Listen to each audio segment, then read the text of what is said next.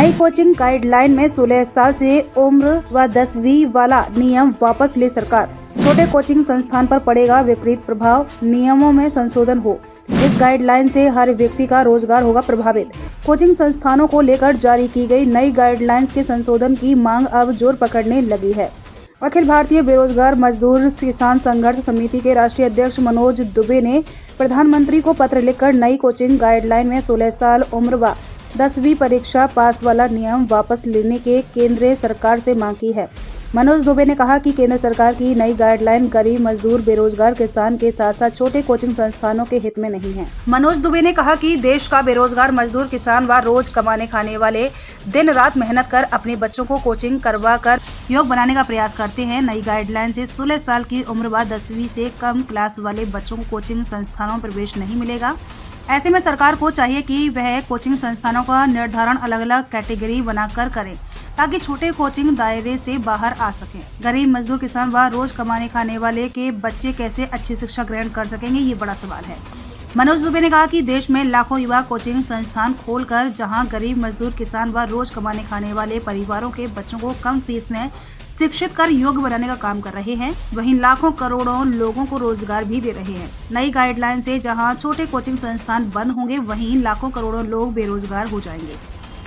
हमने ज्ञापन के माध्यम से जो केंद्र सरकार की नई कोचिंग गाइडलाइन जो आई है उसके तहत 16 साल तक और 10th क्लास तक जो एक सीमा निर्धारित की गई है, उसके विरोध में हमने ये मांग रखी गई है। प्रधानमंत्री जी के माध्यम से उनको ज्ञापन भेजा है और उसमें हमने मांग की है कि अगर इस गाइडलाइन के तहत गरीब मजदूर और बेरोजगार जो लोग हैं और रोज़ जो कमाते खाते हैं उनके बच्चे किस तरह से पढ़ पाएंगे, जब अगर कोचिंग में बच्चों को प्रवेश नहीं मिलेगा, 10th तक के बच्चों को और 16 साल की एज तक के बच्चों को अगर कोचिंग के अंदर प्रवेश नहीं मिलेगा तो बच्चे किस तरह से, उनका जो विकास है वो रुकेगा। शिक्षा सभी को मिलनी चाहिए।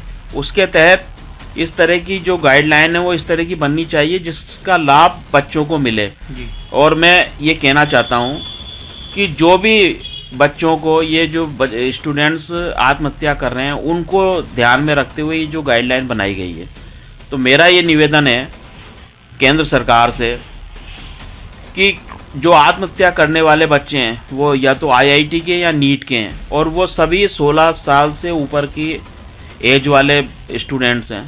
16 साल की एज से कम स्टूडेंट, एक भी कोई ऐसा स्टूडेंट नहीं है जिसने आज तक कोई आत्महत्या की हो। अब क्या मांग रखी है? हम ये चाहते हैं कि जो 16 साल की एज वाला जो है मैटर है और जो 10th क्लास तक का है ये वापिस हो और इसमें संशोधन करके और इसको निरस्त किया जाए, इस आदेश को। मनोज दुबे ने कहा कि केंद्र सरकार कोचिंग स्टूडेंट की बढ़ती आत्महत्या की घटनाओं पर रोक के लिए नई गाइडलाइन लेकर आई है, लेकिन सुधार के लिए बड़े कोचिंग संस्थानों के लिए नियम बनाने के स्थान पर छोटे कोचिंग संस्थानों को निशाना बनाना उचित नहीं है। आत्महत्या करने वाले स्टूडेंट में 16 वर्ष से कम उम्र के स्टूडेंट नाम मात्र हैं। आत्महत्या करने वाले अधिकांश स्टूडेंट 16 वर्ष से ज्यादा उम्र के हैं, वो भी IIT व नीट की तैयारी कर रहे स्टूडेंट हैं।